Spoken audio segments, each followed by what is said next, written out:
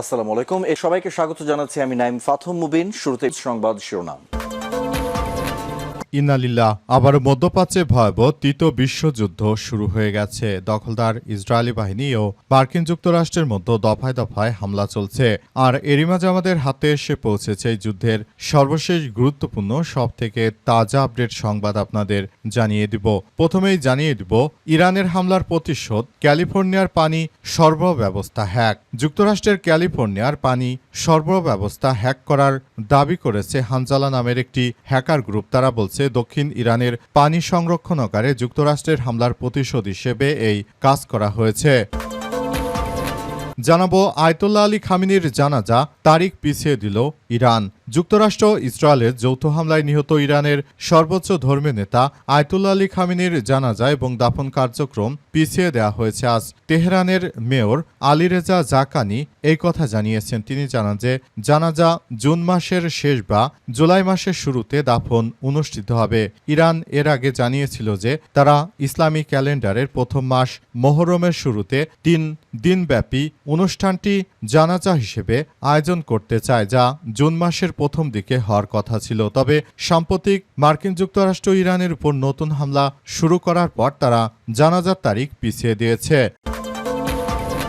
এরপর জানাবো আল জাজিরার বিশ্লেষণ, যুক্তরাষ্ট্র ইরানের মধ্যে পর্যায়ক্রমিক চুক্তির সম্ভাবনা। ইরানের সঙ্গে শান্তি চুক্তি হওয়ার দাবি করেছে মার্কিন যুক্তরাষ্ট্রের প্রেসিডেন্ট ডোনাল্ড ট্রাম্প। তিনি বলেছেন ইরান কখনোই পারমাণবিক অস্ত্র তৈরি না করার ব্যাপারে সম্মত হয়েছে। আজ রাতে ইরানের বিরুদ্ধে পরিকল্পিত হামলা বাতিল করার ঘোষণা দেন যুক্তরাষ্ট্রের প্রেসিডেন্ট ডোনাল্ড ট্রাম্প।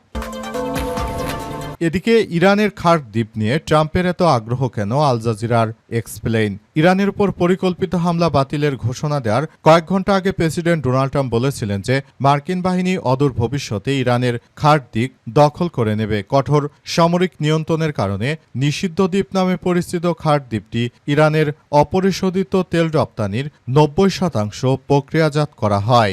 বুশেহর থেকে 55 কিলোমিটার উত্তর পশ্চিমে এবং ইরানের মূল ভূখণ্ড থেকে 15 নটিক্যাল মাইল দূরে অবস্থিত খার্ক দ্বীপটি ইরানের অর্থনীতির মেরুদণ্ড। সেখান দিয়ে ইরানের 90% তেল রপ্তানি করা হয়। যুক্তরাষ্ট্র যদি দ্বীপটির দখল নিতে পারে তাহলে যুক্তরাষ্ট্র ইরানের সম্পদ লুটপাট করে খেতে পারবে বলে এমন তথ্য জানিয়েছে আল জাজিরা। এবং সর্বশেষ জানাবো কালো টাকা সাদা করার সুযোগ কর ন্যায্যতা বিনষ্ট করবে বলল সিপিডি। প্রস্তাবিত 2026-27 অর্থ বছরের বাজেটে কালো টাকা সাদা করা যে সুযোগ দেওয়া হয়েছে তা সৎ করদাতাদের সঙ্গে বেইমানি বলে মন্তব্য করেছে সিপিডি। আজ সিপিডির পক্ষ থেকে এসব বিষয় নিশ্চিত করা হয়েছে। সিপিডি বলছে যে সরকার যেটা শুরু করেছে এটি আদতে আসলে কোনোভাবেই গ্রহণযোগ্য নয়। প্রিয় দর্শক, এতক্ষণ শুনছিলেন সংবাদ শিরোনাম, এবারে বিস্তারিত। তবে তার আগে বন্ধুরা অনুরোধ থাকবে এই সংবাদটিতে একটি লাইক দিন। এই চ্যানেলে আপনি নতুন হয়ে থাকলে আমাদের সংবাদটি দেখতে দেখতে চ্যানেলটি সাবস্ক্রাইব করে রাখুন। কমেন্ট করে বন্ধুরা আপনার মূল্যবান মতামত জানিয়ে দিন আপনি বিশ্বের কোন দেশ থেকে বা বাংলাদেশের কোন স্থান থেকে আমাদের সংবাদটি দেখছেন এবং শুনছেন। আর বন্ধুরা সংবাদটি আপনার সোশ্যাল মিডিয়া ফেসবুকে শেয়ার করে বন্ধুদেরও দেখার সুযোগ করে দিন। আজকের সংবাদ সম্পর্কে আপনার মূল্যবান মতামত কমেন্ট বক্সে কমেন্ট করে পুরো বিশ্ববাসীকে জানিয়ে দিন। এবারে বিস্তারিত। আর বন্ধুরা গাজা যুদ্ধে আপনি যদি নিরীহ ফিলিস্তিনিদের ভালোবেসে থাকেন কমেন্ট বক্সে ইয়েস লিখে পুরো বিশ্ববাসীকে আমাদের এই তাজা আপডেটটি দেখার সুযোগ করে দিন। এবারে বিস্তারিত। ইরানের খার্ক দ্বীপ নিয়ে ট্রাম্পের এত আগ্রহ কেন? আল জাজিরার এক্সপ্লেইন। ইরানের উপর পরিকল্পিত হামলা বাতিলের ঘোষণা দেওয়ার কয়েক ঘন্টা আগে প্রেসিডেন্ট ট্রাম্প বলেছিলেন যে মার্কিন বাহিনী অদূর ভবিষ্যতে ইরানের খার্ক দ্বীপ দখল করবে। কঠোর সামরিক নিয়ন্ত্রণের কারণে নিষিদ্ধ দ্বীপ নামে পরিচিত খার্ক দ্বীপটিতে ইরানের অপরিশোধিত তেল রপ্তানির 90%ই প্রক্রিয়াজাত করা হয়। যুক্তরাষ্ট্র যদি কোনোভাবে এই খার্ক দ্বীপ দখলে নিতে পারে সেক্ষেত্রে তারা মূলত মার্কিন যুক্তরাষ্ট্র যে কোনো মূল্যে তারা চাইবে যে এই খার্ক দ্বীপে বসবাসরত মূলত সব ইরানিদের তাড়িয়ে দিয়ে তারপর সেখানে যুক্তরাষ্ট্রের অয়েল কোম্পানিগুলোকে সেখানে দিবে এবং তারা ইরানের জাতীয় সম্পদ তেল চুরি করে তারপর যুক্তরাষ্ট্রে নিয়ে আসবে, যেমনটা তারা ভেনেজুয়েলার সঙ্গে করেছে। তারা মূলত এমন কিছু করতে চাইছে যুক্তরাষ্ট্রের প্রেসিডেন্ট ডোনাল্ড ট্রাম্প। আল জাজিরার বিশ্লেষণ থেকে সব তথ্য নিশ্চিত করা হয়েছে। সেখানে বলা হচ্ছে যে যদি খার্ক দ্বীপে 90% তেল না থাকতো তাহলে এই খার্ক দ্বীপ দখল করার কোনো প্রশ্নই আসতো না। তাই যুক্তরাষ্ট্র চাইছে যে এই দ্বীপটি আসলে যুক্তরাষ্ট্র দখল করে নিয়ে নিতে চায়, যাতে করে অদূর ভবিষ্যতে ইরানের সব তেল সম্পদ লুটপাটের মতো সুযোগ পেয়ে যায় যুক্তরাষ্ট্র। যুক্তরাষ্ট্র আসলে এমন কিছুই করতে চাইছে যাতে করে ভবিষ্যতে এই প্রক্রিয়া আরও ত্বরান্বিত করা যায় এবং নতুন করে সবকিছু আসলে সুন্দরভাবে করা যায়, এমন কথাই আসলে বলা হচ্ছে। নতুন করে এই বিষয়গুলো খুবই গুরুত্ব সহকারে দেখভাল করা হচ্ছে। নতুন করে যে সমস্যাগুলো হচ্ছে সে সমস্যাগুলো যেন আর বড় আকার ধারণ না করে সেটি আসলে এখনই সবাইকে বিষয়গুলো নিয়ে খুবই গুরুত্ব সহকারে দেখভাল করতে হবে বলে এমন কথাই উল্লেখ করা হয়েছে। মূলত মার্কিন যুক্তরাষ্ট্রের সন্ত্রাসীরা মূলত মুসলিম রাষ্ট্রগুলোর তেল সম্পদের কারণে মধ্যপ্রাচ্যে তারা এভাবে ঘাঁটি গেড়ে এই আক্রমণগুলো অব্যাহত রেখেছে। যুক্তরাষ্ট্র ও ইরানের মধ্যে কার্যক্রমিক চুক্তির সম্ভাবনা। আল জাজিরার বিশ্লেষণ। যুক্তরাষ্ট্র এবং ইরানের মধ্যে নতুন করে চুক্তির সম্ভাবনা তৈরি হয়েছে।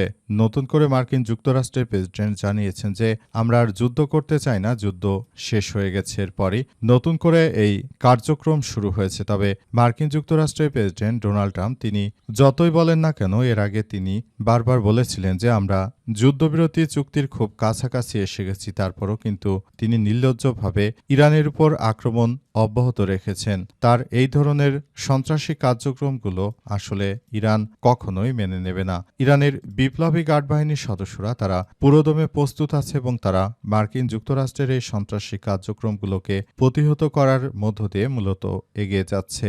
ভবিষ্যতে তারা একটি সুন্দর ও সম্প্রীতির একটি আধুনিক রাষ্ট্র গড়ে তুলতে চায়, কিন্তু কখনোই তারা যুক্তরাষ্ট্রের এই সন্ত্রাসী কার্যক্রমকে তারা ছাড় দেবে না। নতুন নতুন এই ধরনের হামলা করে যুক্তরাষ্ট্র যে ভয়াবহ বিপর্যয় ডেকে নিয়ে এসেছে এটা ইরান কখনোই আসলে মেনে নেবে না। ইরান সব সময় এমন কিছু করতে চাইছে যেটা ভবিষ্যতে মার্কিন যুক্তরাষ্ট্র যেন কখনোই ইরানের বুকে আর আক্রমণ চালাতে সাহস না পায়। কিন্তু শেষ পরিস্থিতি আসলে কোন দিকে যাবে সেটি কিন্তু কেউই আসলে বলতে পারছে না। সবাই যার যার জায়গা থেকে এই বিষয়গুলো নিয়ে খুবই গুরুত্বপূর্ণ কার্যক্রম চালিয়ে যাচ্ছে। আমরা মনে করি এ অবস্থায় নতুন করে সবাই যার যার জায়গা থেকে বিষয়গুলোকে গুরুত্ব সহকারে দেখছে। ইরানের হামলার প্রতিশোধ। ক্যালিফোর্নিয়ার পানি সরবরাহ ব্যবস্থা হ্যাক। যুক্তরাষ্ট্রের ক্যালিফোর্নিয়ায় পানি সরবরাহ ব্যবস্থা হ্যাক করার দাবি করেছে হানজালা নামের একটি হ্যাকার গ্রুপ। তারা বলছে দক্ষিণ ইরানে পানি সংরক্ষণাগারে যুক্তরাষ্ট্রের হামলার প্রতিশোধ হিসেবে এই কাজ করা হয়েছে। গ্রুপটি জানিয়েছে হ্যাক করা ওয়েবসাইট থেকে তথ্য উপাত্ত সংগ্রহ করছে তারা।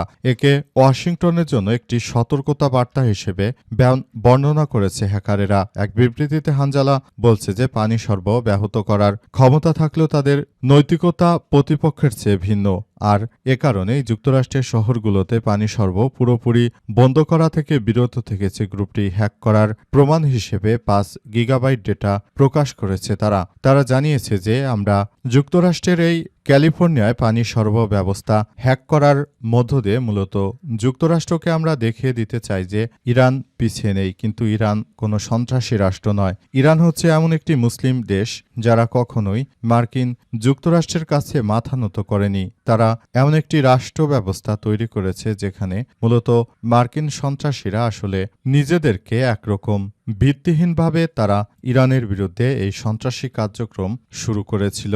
কিন্তু আমরা এই সন্ত্রাসী কার্যক্রম আর চালাতে দেব না। আমরা তাদেরকে বলতে চাই যে তোমরা যতই কার্যক্রম চালাও না কেন, তোমাদের এই সন্ত্রাসী কার্যক্রম আর চলতে দেয়া হবে না। পুরো বিশ্বজুড়ে জায়নবাদী এই সন্ত্রাসীদের আমরা সন্ত্রাসী কার্যক্রমগুলোকে মাটির সঙ্গে মিশিয়ে দেব বলে ঘোষণা দিয়েছে ইরানের বিপ্লবী গার্ড বাহিনীর সদস্যরা। তাই যুক্তরাষ্ট্রের স্বার্থ সংশ্লিষ্ট পৃথিবীর যে যেখানে যা কিছু থাক না কেন সবকিছু একদম ধ্বংসস্তূপের মধ্যে ফেলে দিচ্ছে ইরানের বিপ্লবী গার্ড বাহিনীর সদস্যরা। অবস্থায় দখলদার মার্কিন যুক্তরাষ্ট্র এবং দখলদার ইসরায়েলিরা তারা মূলত যে ধরনের পাপাচার শুরু করেছে, তাদের এই পাপাচারকে সবাই আসলে মুক্ত না করা পর্যন্ত পৃথিবীটি মুক্তি পাবে না বলে মনে করে ইরান। এজন্য তারা জায়নবাদী সন্ত্রাসীদের বিরুদ্ধে পৃথিবীর সবথেকে এক ভয়াবহ বিপর্যয়কর পরিস্থিতির সৃষ্টি করেছে এবং মার্কিন যুক্তরাষ্ট্র ও দখলদারেরা তারা এবার হাড়ে হাড়ে টের পাচ্ছে যে ইরানের বিপ্লবী গার্ড বাহিনীর সদস্যরা তারা কোনোভাবেই মার্কিন যুক্তরাষ্ট্রের থেকে পিছিয়ে নেই, বরং তারা যুক্তরাষ্ট্রের এই সন্ত্রাসী কার্যক্রম থেকে অনেক বেশি এগিয়ে রয়েছে। যুক্তরাষ্ট্রকে তারা দেখিয়ে দিতে চায় যে তারা মুসলিম রাষ্ট্র হিসেবে অনেক এগিয়ে রয়েছে। আয়াতুল্লাহ খামেনির জানাজার তারিখ পিছিয়ে দিল ইরান। যুক্তরাষ্ট্র এবং ইসরায়েলের যৌথ হামলায় নিহত ইরানের সর্বোচ্চ ধর্মী নেতা আয়াতুল্লাহ আলী খামেনির জানাজা এবং দাফন কার্যক্রম পিছিয়ে দেওয়া হয়েছে। আজ তেহরানের মেয়র আলীরেজা জাকানি এই কথা নিশ্চিত করেছেন। তিনি জানান যে জানাজা জুন মাসের শেষ বা জুলাই মাসের শুরুতে দাফন অনুষ্ঠিত হবে। ইরান এর পেছনে জানিয়েছে যে তারা ইসলামিক ক্যালেন্ডারের প্রথম মাস মহরমের শুরুতে 3 দিন ব্যাপী এই অনুষ্ঠানের আয়োজন করা হবে, যা জুন মাসের প্রথম দিকে হওয়ার কথা ছিল। কিন্তু বিবৃতিতে জাকানি আরও জানিয়েছেন যে মহরমের প্রথম 10 দিনের পর অনুষ্ঠানটি আয়োজনের সিদ্ধান্ত নেওয়া হয়েছে। এর অর্থ হল খামেনির জানাজা মহরমের দ্বিতীয় 10 দিনে অর্থাৎ 2026 জুন থেকে 5 জুলাইয়ের মধ্যে অনুষ্ঠিত হবে এবং এই বিষয়গুলো তারা খুবই গুরুত্ব সহকারে দেখছে। ইরানের সর্বোচ্চ ধর্মীয় নেতার জানাজায় কোটি কোটি মানুষের সমাগম হবে এই প্রত্যাশা রয়েছে। ইরানের সর্বোচ্চ ধর্মীয় নেতা ইসরায়েলের মিসাইল হামলায় মারা যাওয়ার পর তিনি এতদিন ধরে তার লাশ আসলে হিমঘরে সংরক্ষণ করা ছিল। বর্তমানে তার লাশ দাফন করা হবে এবং বর্তমানে তিনি মূলত এমন কিছু করতে চলেছেন সারা বিশ্বের বুকে। ইরান নিজেদেরকে আসলে প্রতিষ্ঠিত করে দেখিয়ে দিতে চায় যে তারা যুক্তরাষ্ট্রের মতো কোনো সন্ত্রাসী রাষ্ট্রের সামনে মুখোপেক্ষী নয়, বরং তারা মুসলিম রাষ্ট্র হিসেবে আমাদের যে আত্মসম্মান বোধ রয়েছে সেটিকে ধারণ করেই তারা বাঁচতে চায়। ইমাম খোমেনি মূলত এই বিষয়গুলোই নিয়ে তিনি সবার সামনে রাজত্ব করেছেন।